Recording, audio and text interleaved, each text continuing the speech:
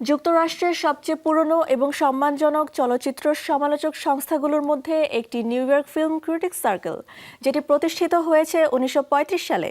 New ইয়র্কের পেশাদার সমালোচকদের নিয়ে গঠিত এটি এবং প্রায় প্রতি বছরই সিনেমার সেরা কাজগুলোকে পুরস্কৃত করে থাকে। পুরস্কারটি দেওয়া হয় বিভিন্ন ক্যাটাগরিতে। চলছে award season.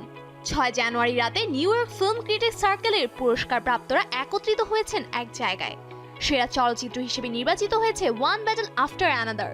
If I had legs I would kick you এ অভিনয়ের জন্য সেরা পুরস্কার পেয়েছেন রোজ বার্ন এবং দ্য সিক্রেট এজেন্টের জন্য ওয়াগনার মৌরা।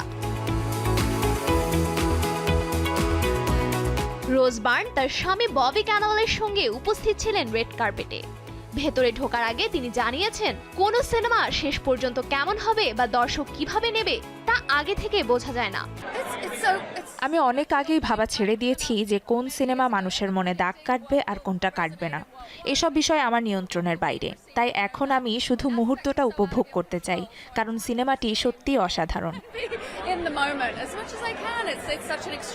সেরা চিত্রনাট্যের পুরস্কার পেলেন জশ সেফদি ও রোনাল্ড ব্রনস্টিন। উইপন সিনেমায় রহস্যময় ও ভীতিকর গ্ল্যাডিসের চরিত্রে অভিনয় করেছেন অ্যামি ম্যাডিগান। সেরা সহ অভিনেত্রীর পুরস্কার পেলেন এ তারকা। তিনি ভাবতেন গ্ল্যাডিস চরিত্রটি ভালোবাসবে মানুষ, সত্যিই তাই হয়েছে। আর সেরা সহ অভিনেতার পুরস্কার পেলেন বেনিসিও দেল তোরো। ওয়ান ব্যাটল আফটার অ্যানাদার সিনেমাতে রাজনৈতিক দিকগুলো নিয়ে কথা বলেছেন তিনি। আমরা সিনেমাটি সেই সময় করেছি যখন বিষয়টি এতটা আলোচিত ছিল না, তাই এটা এক ধরনের পূর্বাভাসের মতো ছিল। কিন্তু আমাদের মনে হয়েছে এটি এতটা রাজনৈতিক নয়, বরং বেশি মানবিক। আমার চরিত্রটি সেন্সেই গল্পে মানবিকতা যোগ করে, যেখানে অভিনয় করাটা সত্যিই খুব মজার ছিল।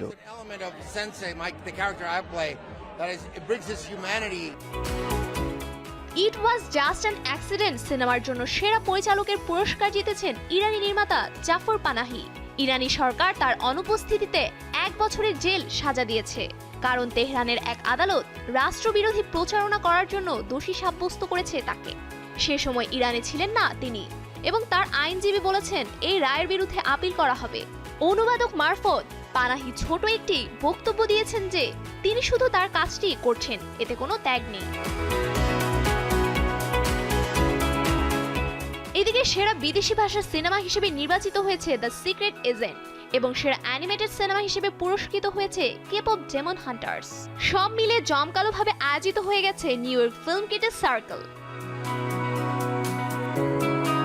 সফুর আফরিন, শোবিজ টুনাইট।